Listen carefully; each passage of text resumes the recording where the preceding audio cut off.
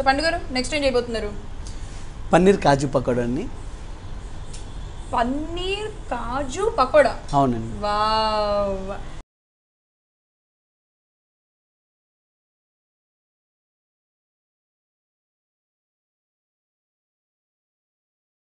So మామూలుగా పకోడీస్ తిన్నాము కాకపోతే ఈ కాంబినేషన్ మనం ఎప్పుడు ట్రై చేయలేదు కాబట్టి పన్నీర్ కాజు పకోడా ఈరోజు మనం ప్రిపేర్ చేసుకోబోతున్నాము. సో మరి దానికి కావాల్సిన ఇంగ్రీడియంట్స్ ఏంటో అడిగి తెలుసుకుందాం. సో పండు గారు మరి ఇంగ్రీడియంట్స్ చెప్పేసాయి. ఓకే అండి. పన్నీరు, కాజు, వైట్ నువ్వులు, salt, ginger, garlic, chilli paste, కొత్తిమీర, green chilli. Okay. So first ఏం చేద్దాం పండు గారు? మనం కడాయి ముట్టించుకున్న పొయ్యి వెలిగించుకుందామండి ముందు. ఈలోపు ఆయిల్ వేడి అవుతుంది. మనం ఏదైతే పకోడా అనుకున్నామో ఆ పకోడాను రెడీ చేద్దాం. సో స్టవ్ వెలిగించేసి ఫస్ట్ ఆయిల్ పెట్టేసుకుందాం మనం. ఈలోపు మనం పన్నీర్ పకోడా రెడీ చేద్దాం. మనం ఓకే. ముందు కొద్దిగా శనగపిండి, కొద్దిగా salt, okay, chilli paste, okay, white pepper powder, ginger, garlic. మనం ఇక్కడ ఏదైనా సరే పేస్ట్ వాడకుండా మనం ఇక్కడ చాప్ గార్లిక్, చాప్ జింజర్ వాడుతున్నామండి. ఈ చాప్ గార్లిక్, జింజర్ వాడటం వల్ల పేస్ట్ అయితే మనకి ఏమైతే ఉంటుందో పేస్ట్ కన్నా ఇవి తినేటప్పుడు మనకి ఏదైతే పకోడాకి అవి తినేటప్పుడు మనకి ఆ ఫ్లేవర్ అనేది ఆ పీసెస్ అనేది పండుగ తగిలినప్పుడు ఆ ఫీలింగ్స్ కానీ ఆ తింటున్నప్పుడు కానీ ఆ స్పైసీనెస్ దానిలో ఉండే గార్లిక్లో ఉండే ఫ్లేవర్ కానీ మనకి ఈ బాగా తెలుస్తుంది. ఓకే. దీనిలో కొద్దిగా గ్రీన్ చిల్లీ, కొత్తిమీర, కొద్దిగా మైదా, కార్న్ఫ్లోర్.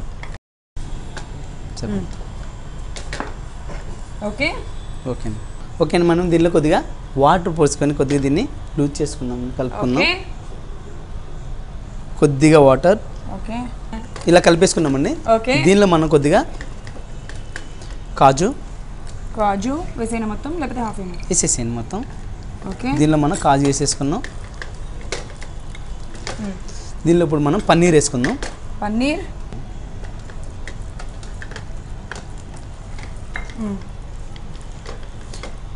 ఎందుకంటే ముందు మనం పన్నీర్ కట్ చేసి ఇలా మనం ఫింగర్ పీసెస్ టైప్లో కట్ చేసి పెట్టుకోవాలండి. ఇలా కాదు అనుకుంటే మనం పకోడా అంటే చిన్న పీసెస్ ఇలా కనుక ఉంటే చిన్న పీసెస్ ఇలా కూడా కట్ చేసుకోవచ్చు.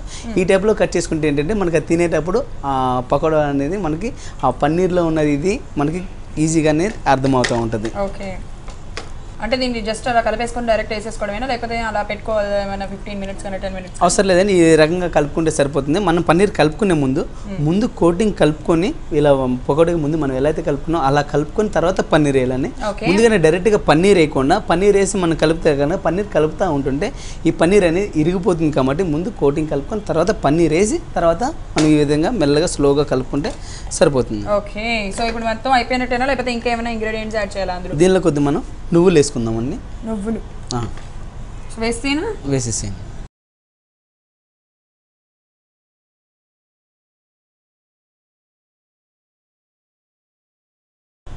అలా జస్ట్ అలాగా నువ్వుల్ని అలా పైపైన అలా పట్టించాలా లేకపోతే ఊరికే మొత్తం కలపచ్చా A to Z? ఇలా మనం మెల్లగా కలపాలండి. ఎందుకంటే మనం అలా కలుపుతూ ఉంటుంటే నువ్వులు పన్నీర్కి పడుతుంది, అట్లాగే అట్ సేమ్ టైం మనకు పన్నీర్ కూడా విరగకుండా నీట్గా అనేది ఉంటుంది. ఓకే. మనకు ఆయిల్ కూడా వేడైపోయింది. ఓకే. సో కాజు పన్నీర్ పకోడా. ఓకే. సో ఆయిల్లో వేసేసుకుందామా? దీనిలో మనం చిల్లీ పేస్ట్ వాడినామండి. చిల్లీ పేస్ట్ ఇంట్లో లేని వాళ్ళు మిర్చి పౌడర్ కూడా వాడుకోవచ్చు. మనకి అందుబాటులో చిల్లీ పేస్ట్ ఉంది కాబట్టి చిల్లీ పేస్ట్ వాడినాము. చిల్లీ పేస్ట్ లేని వాళ్ళు గ్రీన్ చిల్లీ సాసు. మనకి అంత గ్రీన్ చిల్లీ సాస్లో మనకి అంత రెడ్ చిల్లీ సాస్లో ఉన్నంత టేస్ట్నెస్ ఉండదు కాబట్టి దానిలో కొద్దిగా స్పైసీ ఉండదు, దానిలో కొద్దిగా పులుపునెస్ ఎక్కువ ఉంటుంది కాబట్టి కొద్దిగా అనేది మనం రెడ్ చిల్లీ సాస్ వాడితే రెడ్ చిల్లీ సాస్ లేకపోతే రెడ్ చిల్లీ పౌడర్ వాడుకున్నా కానీ సరిపోతుంది. ఓకే. ఇది మనం ఆయిల్ వేసుకుందాం. సో పన్నీర్ కదా మనకి పన్నీర్ అనేది కూడా ఎక్కువ టైం పట్టదు, అయిపోతుంది తొందరగా అయిపోతుందండి. పన్నీరు డైరెక్ట్గా కూడా తినొచ్చు కాబట్టి అంత బాగుంటుంది కాబట్టి ఇది ఎక్కువగా మనకి ఫ్రై చేసుకొని రోస్ట్ చేయాల్సినంత అవసరం లేదండి. మనం ఏదైతే మసాలా కలిపామో ఆ మసాలా మటుకి మనకి ఫ్రై అయితే ముక్కలకి యాక్చువల్గా పట్టేటట్టుగా వేయాలంటే ఒక ముక్కకి పట్టే ఒక ముక్కకి పట్టకుండా ఉండేటట్టుగా కాకుండా మనం ఏదైతే మసాలాస్ అవన్నీ కలుపుకొని పన్నీర్లో వేసుకున్నామో ఆ పన్నీర్కి ఆ మసాలా మొత్తం పట్టేటట్టుగా చూసుకుంటూ ఆయిల్లో కనుక వేసుకుంటే టేస్ట్ వైజ్ చాలా బాగుంటుంది అనమాట. సో ఒక ముక్కకు పట్టి ఒక ముక్కకు పట్టకపోతే ఎక్కువ తక్కువ ఇలా అవ్వడం జరుగుతుంది. చాలా జాగ్రత్తగా వేసుకోవాలి. అండ్ ద సేమ్ టైం మీకు గుర్తుంది కదా, మనం ఏదైనా ఆయిల్లో ఫ్రై చేసేటప్పుడు మీడియం ఫ్లేమ్లో పెట్టుకొని మరి ఫ్రై చేస్తేనే లోపల ఉన్నది కూడా మొత్తం ఫ్రై అవుతుంది అండ్ బయట ఉన్నది కూడా మంచిగా ఫ్రై అయ్యి మంచి కలర్ వస్తుంది. సో చక్కగా ఇది కూడా మనకి స్టార్టరే కదా, స్టార్టర్ అన్ని. సో మనకి మొత్తం అయిపోతుందా లేకపోతే ఇంకొంచెం టైం పడుతుందా? ఇంకొద్ది టైం పడుతుందండి. మనం సిమ్లో ఫ్రై చేసుకుందాము. పన్నీర్ మనకి ఎక్కువ కడక కాదు కాబట్టి కొద్దిగా సిమ్లో ఫ్రై చేసుకుంటే మనకి ఏదైతే ఉందో మనం కాజు దీనిలో నువ్వులు వేసినాం, కాజు వేసినాం, అన్నీ వేసినాం కాబట్టి అవన్నీ మంచిగా ఫ్రై అయ్యి క్రంచీనెస్ అనేది పైన పన్నీర్ పైన కోటింగ్కి ఏదైతే వస్తుందో ఆ మసాలా అంతా ఫ్రై అయ్యి కరకరలాడితే లోన పన్నీర్ సాఫ్ట్గా ఉంటే ఆ టేస్ట్ అనేది మనకి తింటున్నప్పుడు ఆ ఫీలింగ్ కానీ దానిలో ఉన్న మసాలాలు కానీ టేస్ట్ అనేది చాలా అద్భుతంగా ఉంటుంది. Wow, super. సో యాక్చువల్గా ఇప్పుడు పన్నీర్ కాజు పకోడా అండి మనం ఇప్పుడు ప్రిపేర్ చేస్తుంది. అండ్ దానికి కావాల్సిన ఇంగ్రీడియంట్స్ ఉంటే మీరు చెప్పారు. అండ్ వన్స్ అగైన్ నేను మీకు ఇంకొకసారి ప్రాసెస్ చెప్తాను. పన్నీర్ కాజు పకోడా ఎలా ప్రిపేర్ చేసుకోవాలి అంటే ఫస్ట్ మనం ఒక బౌల్లో కొంచెం శనగపిండి తీసుకోవాలి. దాని తరువాత కొంచెం మైదా పిండి అండ్ కొంచెం కార్న్ఫ్లోర్ తీసుకోవాలి. అంటే కొంచెం క్రిస్పీనెస్ ఎక్కువ కావాలంటే కార్న్ఫ్లోర్ కొంచెం ఎక్కువగా తీసుకోవాలి. అండ్ దాంట్లో తగినంత ఉప్పు వేసుకొని అండ్ రెడ్ చిల్లీ పేస్ట్ అనమాట. ఒకవేళ మన ఇంట్లో రెడ్ చిల్లీ పేస్ట్ లేకపోతే చిల్లీ పౌడర్ వేసుకోవచ్చు, అంటే రెడ్ చిల్లీ పౌడర్ యూస్ చేయొచ్చు. సో ఈ రెండింటిలో ఏది యూస్ చేసినా సరే బెటరే. ఆర్ఎల్స్ కొంచెం వైట్ పెప్పర్ పౌడర్ అండ్ అలాగే తగినంత సాల్ట్, అలాగే జీడిపప్పు, కొంచెం నువ్వులు ఇవన్నీ వేసుకొని మంచిగా మిక్స్ చేసుకోవాలన్నమాట. సో దాంట్లో మనం కొంచెం కొత్తిమీర కూడా యాడ్ చేసుకుంటాము. అది మొత్తం గట్టిగా ఉంటుంది కాబట్టి తగినంత వాటర్ పోసుకొని, అంటే మనం ఎలా అయితే ఆ పన్నీర్ పీసెస్ వేసిన తర్వాత ఆ పన్నీర్ పీసెస్కి మొత్తం ఈ మసాలా అంతా పట్టుకునేలాగా ఎగ్జాక్ట్గా అన్ని నీళ్ళు పోసుకుంటే సరిపోతుంది. మరీ ఎక్కువ వాటర్ అవసరం లేదు, అలాగే మలాని గట్టిగా కూడా చేసుకోకూడదు. సో కరెక్ట్గా సరిపడా చేసుకోవాలన్నమాట. సో ఆ పన్నీర్ పీసెస్ ఏవైతే ఉన్నాయో ఆ పన్నీర్ పీసెస్ కొంచెం పొడుగ్గా తరుక్కోవాలి, పొడుగ్గా పెట్టుకోవాలన్నమాట. సో మనం చిన్న చిన్న పీసెస్గా కట్ చేసి పెట్టుకుంటే ఆ పకోడా అన్న పేరుకి కరెక్ట్గా సెట్ అవ్వదు కాబట్టి కొంచెం పొడుగ్గా కట్ చేసుకొని మనం పెట్టుకోవాలి. దాంట్లో దీంతో వేసుకొని మంచిగా అలా మిక్స్ చేసుకుంటూ ఉన్నప్పుడు లాస్ట్లో నువ్వులు కూడా వేసుకొని పైన నెమ్మదిగా మిక్స్ చేసుకోవాలి. సో దట్ పన్నీర్ విరగకుండా చాలా జాగ్రత్తగా మిక్స్ చేసుకోవాలి. సో ఈ ప్రాసెస్ మనం ఈ పాటికి ఇదంతా మిక్స్ చేస్తున్నప్పుడే సైడ్కి మనం ఆయిల్ స్టవ్ మీద పెట్టుకొని వేడి చేసుకోవాలి. అది కొంచెం వేడి అయిపోయిన తర్వాత మరి ఓవర్ హీట్ కాకుండా మీడియం హీట్ అయిన తర్వాత ఆయిల్ లో ఫ్లేమ్లో పెట్టుకొని మీడియం హీట్ చేసుకోవాలి. సో అది మొత్తం అయిపోయిన తర్వాత ఈ పన్నీర్ పీసెస్ని అందులో వేసుకొని నెమ్మదిగా అటు ఇటు మిక్స్ చేస్తూ ఉండాలన్నమాట. సో దట్ మనకి మంచిగా క్రంచీనెస్ ఉంటుంది, at the same time taste కూడా బాగుంటుంది. ఆ మసాలా ఏదైతే మనం మిక్స్ చేసుకున్నామో ఆ మసాలా అంతా కూడా ఉడుకుతుంది. యా, సో మనకి ఇది ఇప్పుడు ఎక్కడి వరకు వచ్చింది పండు గారు? ఇంకొక 2 మినిట్స్లో అయిపోతుందండి. 2 మినిట్స్లో అయిపోతుంది మనకి. మనం ఏదైతే మనం మిక్స్ చేసుకునేటప్పుడు జింజర్స్ అండ్ అలాగే గార్లిక్ ఏదైతే చిన్న చిన్న పీసెస్గా కట్ చేసుకొని పెట్టుకున్నామో అవన్నీ పీసెస్గానే వేసుకోవాలి. అది మటుకు మర్చిపోకండి. మనం ఏదైతే మ్యారినేట్ చేసుకున్నామో పన్నీర్ కోసం అవి కూడా వేసుకోవాలి. ఎందుకంటే అవి పంట కింద తగులుతూ ఉంటే చక్కగా తినేటప్పుడు చాలా చాలా టేస్టీగా ఉంటాయంట. సో అది మటుకు తప్పకుండా వేసుకోండి. యా, సో ఎస్, నిజంగానే యాక్చువల్లీ మీరు అన్నట్టుగా పేస్ట్ యూజ్ చేసుకోవడం రొటీన్. పేస్ట్ యూజ్ చేసుకునే దాని బదులు ఆ పీసెస్ ఏవైతే ఇలాంటి వాటిలో ఎస్పెషల్లీ పకోడాస్లో వేసుకుంటామో అవి మనం అలా బైట్ చేసేటప్పుడు పంట కింద పడి చాలా చాలా మంచి టేస్ట్ని ఇస్తాయి. 2 టైప్స్గా వాడొచ్చండి ఇవి వేసుకునే ఏదైనా కూడా.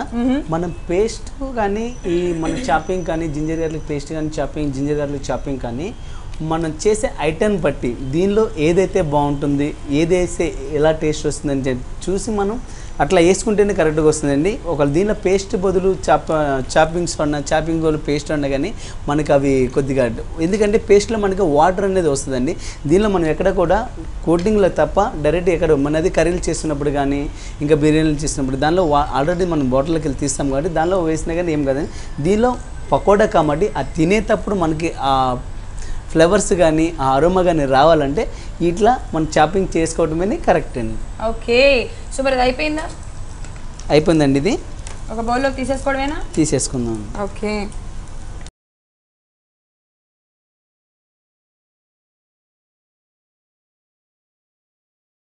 సో పన్నీర్ కాజు పకోడా మంచిగా కాజు కూడా పంట కింద తగులుతూ చాలా చాలా టేస్టీగా ఉంటుంది. అట్ ద సేమ్ టైం మనకు వేసిన నువ్వులు కూడా ఆ పైన మనకి మొత్తం నువ్వులు కనిపిస్తా, కాజు అట్లాగే నువ్వులు రెండు కూడా టేస్ట్ కూడా చాలా బాగుంది.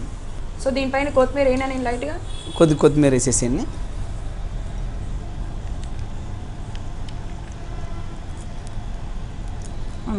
ఓకే. దీనిపైన మనం కొద్ది లైట్గా చాట్ మసాలాతో దీని పైన చాట్ మసాలా వేద్దాం. ఆల్రెడీ మనం చాట్ మసాలా పుల్లగా కొద్దిగా చట్పట్టుగా ఉంటుంది కాబట్టి ఈ పైన మనకి పకోడా మీద కూడా కొద్దిగా లైట్గా చాట్ మసాలా వేసుకుంటే కొద్దిగా పులుపుదనం అనేది కూడా తగులుతూ ఉంటుంది. లోన్ మనం స్పైసీ గ్రీన్ చిల్లీ వాడినాం, రెడ్ చిల్లీ పేస్ట్ వాడినాం, అట్లాగే కాజు ఇవన్నీ కూడా ఈ చాట్ మసాలాని పులుపు కొద్దిగా తగలంగానే ఆ టేస్ట్ అనేది చాలా బాగుంటుంది. ఓకే అండి, కాజు పన్నీర్ పకోడా రెడీ అయిందని టేస్ట్ చేసి చెప్పండి. షూర్. సో కాజు పన్నీర్ పకోడా అయితే రెడీ అయిపోయింది. నేను దీన్ని టేస్ట్ చేసి చెప్పేస్తాను ఎలా ఉందో. యా,